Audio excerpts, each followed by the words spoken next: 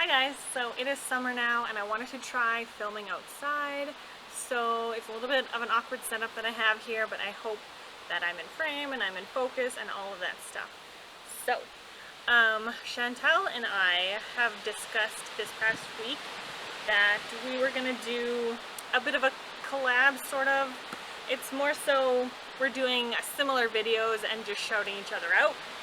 So, as you can tell from the title, this is going to be my favorite fiction of all time. I think she is doing her favorite fiction from the past year, I believe, and I just don't feel like I have enough for that. Like, I don't think I read that many great reads this past year for Christian fiction to make a whole video out of it, so I'm just doing my ultimate top Christian fiction. I made sure to grab a few different genres, but I will definitely leave like my tops for the end. Yeah, so let's just get into it. Let's just start with Texas Angel by Judith Pella. This one is historical fiction about a woman who she gets married to a wealthier, more prominent guy. His family is well known and stuff. And then she discovers that she is actually half black, and in this time period, in this community, that is not okay. So there's a lot of racial discussion because there's just a lot of racial injustice. And so what happens is her husband, like, she just had a baby with her new husband, who is white. Him and his family completely disown her. He divorces her, and then they actually contact her mother's former slave owner. Like, her mother has passed away many years ago, but in the way that this stuff all works is because she is the daughter of a woman who was enslaved. The slavery or the ownership or whatever is passed down. So they contact her mother's owners, and he's a really bad guy, and he comes back for her, and he forces her into a life of prostitution. And then she, on one of the boat rides that her and I guess the other slaves are on, she meets this other woman who is white and more privileged, and they connect and they kind of have a really quick bond, and stuff happens from there. So I really recommend this one. This one deals with so many hard topics. I struggle actually with recommending this one because of the use of the N-word. It is used by the racist white people, not all of the white people, but and it is frowned upon by, like, it's her mother-in-law who uses the word, and her husband does stand up for her a little bit, but like nothing worthy of even giving him credit for, right? So, yes, caution for that. And all of the hard things in here, there is a lot of various hard issues dealt with in this book. But I think it was really well written, other than I really don't think the N-word inclusion was necessary. So, I guess that's kind of a rough way to start off my favorite books, right? Anyway. Moving on to a Ted Dekker. This is my favorite Ted Dekker so far. Skin. This one, any Ted Dekker you read is just like a mind warp. Like, most of the time you have no idea what's going on until like 3/4 of the way in, or like near the end. But this one is really cool. It's kind of like dual reality, kind of. There's a group of people and their environment switches randomly. Like, sometimes they're, in the desert, and sometimes they're in a town. So it just like their whole environment and reality shifts on a dime, and there is a serial killer who is in both realities, but he is targeting.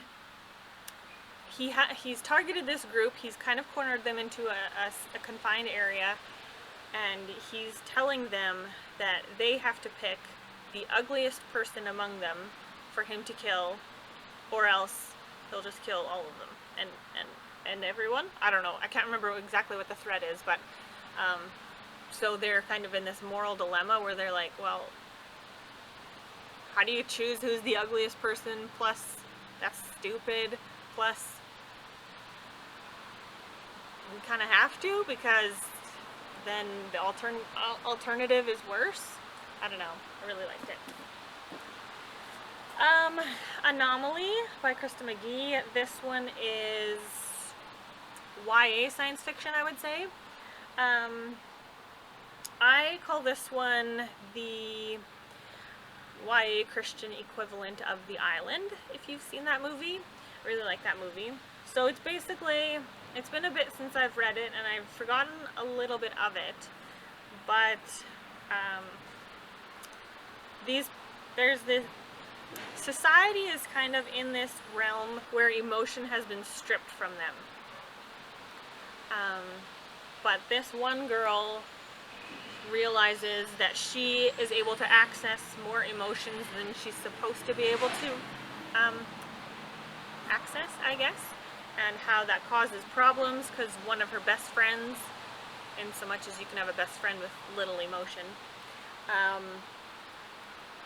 he's part of the governing body, so he sees that she's committing like a crime by feeling these emotions and not reporting it, but at the same time she's his best friend, or they're best friends, so he's on her side, so he kind of has that struggle. I liked that one. Synapse by Stephen James. This one is an adult sci-fi. This one I call the Christian science fiction equivalent of I, Robot. The movie. I've not read the book yet. So yeah, it's artificial intelligence. Follows this woman who has recently gone through a very traumatic pregnancy, and she loses her baby. And this is all in the first chapter, so it's not a spoiler. But her brother, she's been against the AI thing, because everyone has a robot, and they're starting to look and sound and really assimilate and kind of blend in with humans already. That's how far advanced it is. And she's kind of been against that the whole time. Not firmly against, but a little leery. But her brother, in her grief, her brother feels for whatever reason, it's a good idea that he wants to gift her a robot companion. And so she accepts it, because it's from her brother, but just that relationship that she builds with the robot, and she starts to realize okay, these are really close to being real people. And then there's the question, because the robot starts to learn about Jesus and stuff, and the robot asks questions well, can I be saved? I don't have a soul, but I've been programmed to be able to make choices. So and then so it's really cool, the conversation that she has with other people and within herself and with God about salvation and stuff. So that's a good one to make you think. The Fairest Beauty, Melanie Dickerson. This is a fairy tale retelling. This one has been many years since I've read it, so again, sort of forget all the deets on it, but it is Snow White retelling, and all I remember was that I loved it, and I can't really remember why exactly. I have a scene in my head that I remember from this book, but it's basically the only scene I remember. So yeah, this one might be a foggy favorite, because I can't really remember. Just remember that I loved it. The next one is the Diamond of the Rockies. I would say the whole trilogy, however, the first 2 books are really the best. So this is the Rose Legacy. This is book 1. And this one follows, this is historical fiction. The second book is more romancy. Well, no, actually the third book is the one that's romancy. The first and second book, there's hints of it, but it's not the main focus. Anyway, so this woman, she discovers that her fiance has cheated on her with her cousin, and so she leaves town hoping that her fiance will like follow her and repent of his ways and you know, really fight for her in this relationship. But she ends up in Crystal, Colorado, which is a mining town, and her fiance does not follow her. And so out of pride, she feels like she has to stay. So she figures out a way to stay and like be able to like, you know, afford living, like afford accommodations and food and stuff. So she builds a community around her, and yeah, part of this first book is she actually purchased a home sight unseen before she moved here, like in her grief and despair from her fiance's betrayal. And when she gets to town, she realizes she's been swindled and there is no property. She gave her money for a fake deed, so there's that as well. So this one is really good. The second book, actually both of them have a lot of faith elements. The second book I think is more so, but carrying on. Danger in the Shadows by D. Henderson. This is the prequel to the O'Malley series. This one I actually like a lot more than the O'Malley series. This one I've reread a number of times, and it follows this woman who, when she was young, her and her sister, I hope you guys can hear me, her and her sister were kidnapped, and her dad is like a senator or something. Anyway, her and her sister were kidnapped when they were little, and her sister ends up dying. This is all in like the prologue, it's like not part of the story. This is in the past. So her sister ends up dying as a result of this kidnapping, and she manages to survive and escape. So she basically lives her whole life, she's now an adult, she's lived her whole life in fear of this kidnapper because he was never found and charged or anything. So the kidnapper actually taunts her every year on the anniversary of the kidnapping. He taunts her with things, like it could be an object that makes her remember the event, not that she's forgotten, because she's highly traumatized. But also like he'll like enter her room or her house or whatever at night and make something different in the house so that she's aware that he's found her again, because she keeps like trying to hide from him and everything, and he keeps finding her, and it's just her reliving this trauma every time, and it's a lot about PTSD, and yeah, I really enjoyed this one. The next one this is a contemporary romance. That's probably accurate. This one has been a favorite since I was quite young, so part of the quality of this storytelling is the nostalgia, but I do really think it is a very sweet, just plain and simple princess, or pauper to princess kind of a story, fairy tale. It's really a real life fairy tale, so to speak. So yeah, this regular girl, they live in a really small community that has a royal family, but it's not like your typical royal family. It's kind of like today's royal family, you know? And so the prince is supposed to have been married by a certain age, and he was, but he lost his wife. And so because he's single again, his I guess claim to the throne is in jeopardy because he's single. So through certain events, he gets paired up with this girl. What's her name again? Shelby. It's kind of weird the way that it happens because they like get married without ever meeting, but for whatever reason, I forget why, that's just the way it is done. So they get married and then they meet, and the first meeting is interesting, and then yeah, it's just like him trying to live life, grieving his first wife because he really loved her, but also making space for his new wife, which is a very, it's a rocky transition for him.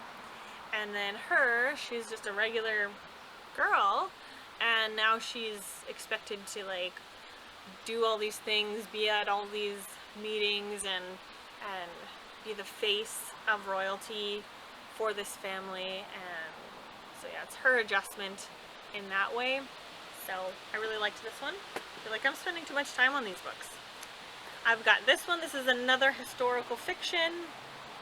This one is a lot like A Voice in the Wind. If you have read A Voice in the Wind by Francine Rivers, which I will just say right now that that one is also on the list. However, I've chosen the second book. So anyway, this one is a lot like A Voice in the Wind, except, I mean, obviously there's some differences, and I think story-wise, I think I like this one more than A Voice in the Wind. But I will have to reread it because it's been a while again. Oh yeah, this one is in the Roman times. If you haven't read A Voice in the Wind, it's Roman times. He's a gladiator, and then there's a Christian slave that is his slave. Yeah, his Christian slave that he acquires. Like obviously he's not a Christian and she is, but she really kind of has to keep it a secret because it's dangerous to be a Christian. So yeah, it's very good. So I will continue on with talking about A Voice in the Wind. However, I am almost done the reread of this one, and I think I like this one more because of the really deep faith exploration in the second one. The first one, I feel like Francine Rivers sometimes toes the line a little bit too close with, like, I don't know, like focusing too much on like sexual tension, and this one does not have like basically any of that,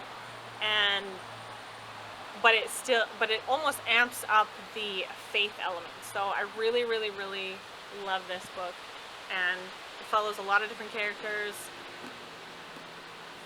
within this Roman family.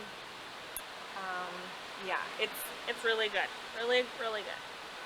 Okay, so now I think these will be my favorite 6, my top 6 Christian. Actually, this one would probably be up there because I think Chantel said she was doing 7, so I will say these are my top 7.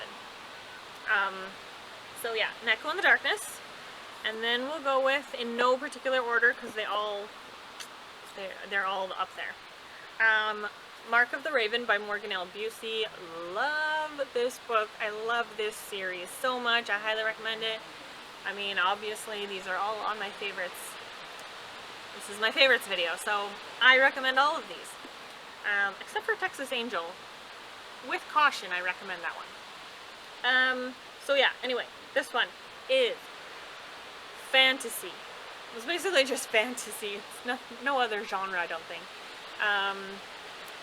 Celine Ravenwood. So this is where, in this fantasy world, there are a few different like kingdoms or families of power, I guess you could say, districts of power. I don't know. They all neighbor each other like geographically, but she is from the Ravenwood house, and the Ravenwood house it's a matriarchy, and each woman in the family is gifted the dream walking gift. They're a dream walking family. So they can actually go into someone else's dream and affect their dreams, use dreams to influence their decisions, like when they're awake. And for the ones that are exceptionally skilled with the dream walking ability, they can actually kill the person that is dreaming. So it is actually being used right now in this book as a method of assassination. So that's what the Ravenwood house has become, I guess, known for, is assassinations. And she is the daughter of the current queen or matriarch or whatever, and she has some hesitations about this. She's not sure if she's really on board with all of this assassination thing. Like, maybe there's a different way we can make use of this gift. Anyway, there's so much more to this book, this trilogy. It's super amazing. Highly recommend. Please read it, everyone. Next one, Fox. Another fantasy. This one follows a young boy. In this world, you have to choose a mask, and a mask of a certain color has to choose you back by a certain age or whatever. And when you are paired up with your mask, whatever color the mask is the color of the power you have. So if you have a blue mask, you can control everything, you can manipulate everything that is blue in the world. The white mask is more of a prism, I guess, because it can do all of the colors, and it's super rare. But this one follows, what's this boy's name again? This one follows Thomas, and he really wants like a certain color mask, and he gets to his like D-Day or whatever. I don't know if it's graduation day or a certain age or whatever, but he does not connect with a color, with a mask. So when you reach this point and you do not have a color power, you're basically like a lower class citizen. And this is really hard for Thomas because his dad has been like very known across the lands as being like the best at color power, and he did have the white mask, his dad did, and okay, so there's that element. There's also, he has a condition, Thomas, that he's slowly turning into stone, and there is no cure, and people are afraid of this, and so he tries to hide it, but people think it's contagious, and basically it's gonna kill him, because the more, like, as soon as his organs start turning into stone, and like he's gonna die, right? So yeah, there's that element. And then there's also a historical element where this actually loosely follows the Guy Fawkes gunpowder plot in Europe. Way back, I don't remember what year the gunpowder plot was, but yes, this was the first Nadine Brandes book that I ever read, and I loved it. Like, so much. It's super high. Like, I love it. I just love it. Okay, next. The Screwtape Letters by C.S. Lewis. This one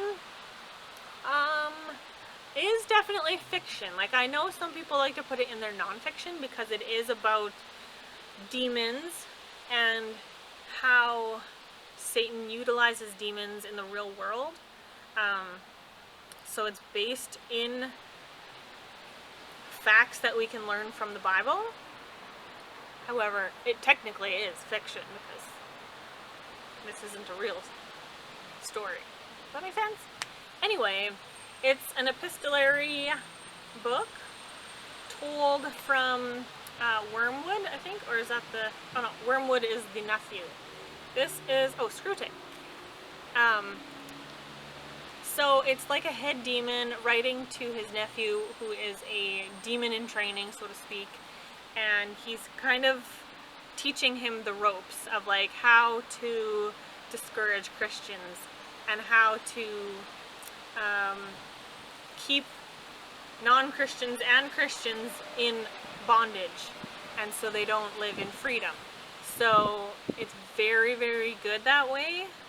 It takes a bit for you to wrap your brain around, like how to like perceive through the eyes of a demon. Like, it sounds really weird, but it is very good, and it's very like reflective of the Christian life, like just to see how conniving and how subtle sometimes Satan's tactics are. So I highly recommend this one. I also want to mention the Skin Map series. This is the Bright Empire series, but Skin Map is book 1. This is a science fiction series, and the only thing I can really tell you without giving spoilers is it's time travel. And it's so good. I like from the beginning I was so hooked, and I think I binged this whole series in a short amount of time. So I can't even really differentiate what book, like what, I can't differentiate the books from each other because it all kind of went together. I highly recommend this one. Yeah. I don't know how else to describe this one, but definitely a favorite. I will say The Princess and the Goblin is definitely a favorite of mine. It is middle grade fantasy, but it's also an allegory. So it's basically, in this world, there are humans and goblins. The goblins hate the humans, and if they get the opportunity, they will snatch a human and torture the human. Keep in mind this is middle grade, so it's like middle grade level torture. Sorry, I had to adjust the camera there. I hope I'm still in frame and everything. And the goblins live underground, and because of the threat of the goblins, Princess Irene, her father, the king, has kept her indoors as much as possible because he's afraid that if she like wanders too far, that the goblins will get her. So she's wandering around the castle one day, and she ends up in a wing she's never heard of. All these things she's never even seen. She finds herself in a room where an old woman lives, and she's like, "There's an old woman that lives in the castle?" And the woman's like, "Yes, I'm your great-great-grandmother." And she's like, "Not so sure." But anyway, the great-great-grandmother convinces her of this. She goes back to her father and her nursemaid, and she tries to tell them that she found her great-great-grandmother in this other wing. And they're like, no. There's no woman that lives in the castle. What are you talking about? And so yeah, then there's that element as well. And I just love this book. You have to listen to the audiobook. I've never read it with my eyes, so I don't know how it comes across when you read it that way. But the audiobook is just so good. I love the goblins. They're so hilarious. And Irene is so cute. I just love it. And then lastly, The Hobbit by Tolkien. This is a fantastic book, a fantastic world. I just can't even get over the mind of Tolkien and how he could like construct this universe, this world with such a rich history, like so many different like not races but like species of beings, and how, yeah, it's just really good. I love The Hobbit. Out of my top favorites, golly,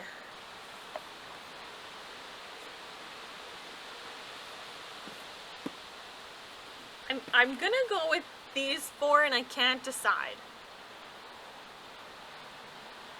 I can't decide, guys. and they're all fantasy. So what does that tell you? Tells you that I am a fantasy fan. Yes. I wish I could pick a favorite. Like, this is my favorite book of all time.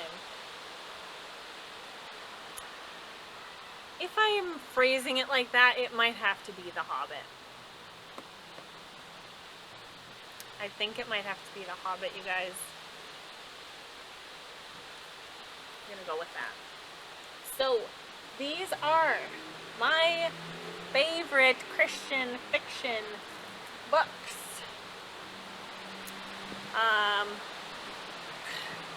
Let me know if you guys have read any of these. Let me know if I have intrigued you at all to read any of these.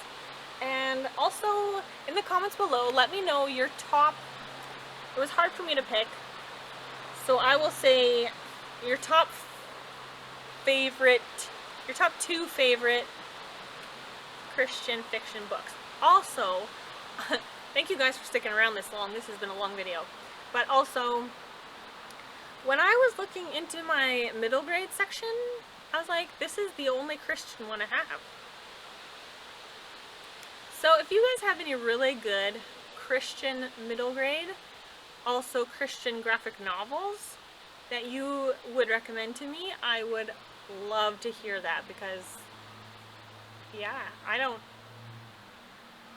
even own that many. Oh, you guys, one more. Sorry, this is late, but I do have to mention it. It's going to be in one of my favorites, not like the top, but it's in my favorites, is the Knights of Eritrea by Chuck Black.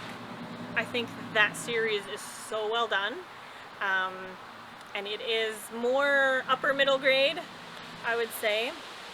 And it has to do, it's like in medieval time, but it's also an allegory for the Christian walk, where the knights fight for the prince. Yeah. I would recommend those as well. So anyway, wrapping up this video. Thank you guys so much for watching this super duper long video. I hope you have a lovely day, and I will see you in the next one. Bye!